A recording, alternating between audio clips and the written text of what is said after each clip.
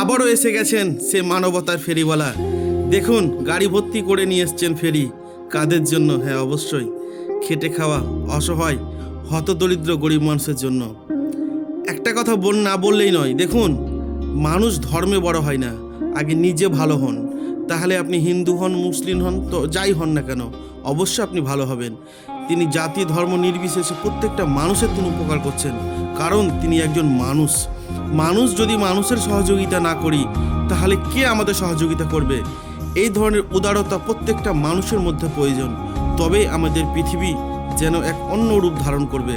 যেহেতু মানুষ হয়ে এসেছি, অতএব আমাদের চেষ্টা করতে হবে অসহায় দরিদ্র মানুষের পাশে থাকা।